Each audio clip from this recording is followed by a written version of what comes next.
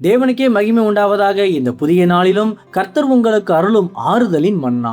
நான் உன்னை உண்மையாக நேசித்து உன்னை நிராகரித்தவர்கள் கண்காண உன்னை ஆசீர்வதித்து மகிமையாக உயர்த்துவேன். ஏசாயா 43:4. நீ என் பார்வைக்கு அருமையானபடியினால் கனம் பெற்றாய், நானும் உன்னை சிநேகித்தேன். கிறிஸ்துவுக்கு பிரியமானவர்களே, இந்த உலகத்தில் யாருமே உங்களை நேசிக்கவில்லை என்றும் நீங்கள் முற்றிலும் நிராகரிக்கப்பட்டீர்கள் என்றும் எண்ணி தனிமையில் மிகவும் கண்ணீரோடு கலங்கி தவிக்கிறீர்களா? கவலைப்படாதீர்கள்.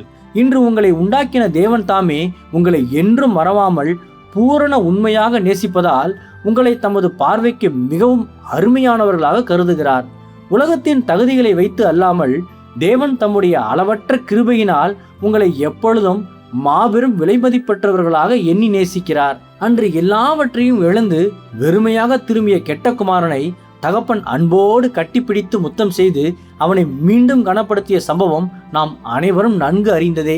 ஆகையால் இன்று மனிதர்கள் உங்களை வெறுப்பதை கண்டு சிறிதும் கலங்காமல் தேவனுடைய உன்னத அன்பை முழுமையாக விசுவாசியுங்கள். அப்போது அவர் உங்களை மென்மேலும் ஆசீர்வதித்து உங்களை நிராகரித்தவர்கள் கண்காண உங்களை கனப்படுத்தி உயர்த்துவார். கர்த்தர் தாமே இந்த வார்த்தைகள் மூலமாக இன்று உங்களை ஆறுதல் படுத்தி ஆசீர்வதிப்பாராக. ஆமேன். அல்லேலூயா. ஜெபிப்போம். என் அன்புள்ள பரிசுத்த பரலோக பிதாவே, இந்த புதிய நாளுக்காக உமக்கு ஸ்தோத்திரம். உன்னத அன்பே, இன்று என்னை நிராகரித்தவர்கள் கண்காண என்னை ஆசீர்வதித்து மகிமையாக உயர்த்தும். இன்று பிறந்த நாள், திருமண நாள் கொண்டாடும் உமது பிள்ளைகளின் இந்த புதிய ஆண்டை உமது நன்மை கிருபையால் முடிசூட்டி ஆசீர்வதியும். பிதாவே, இயேசுவின் வருகையில் நான் அவரோடு எடுத்துக்கொள்ளப்படும்படி என்னை தகுதிப்படுத்தும், தயார்படுத்தும். இயேசுவின் நாமத்தில் ஜெபிக்கிறேன் எங்கள் நல்ல பிதாவே. ஆமேன். மாரநாதா.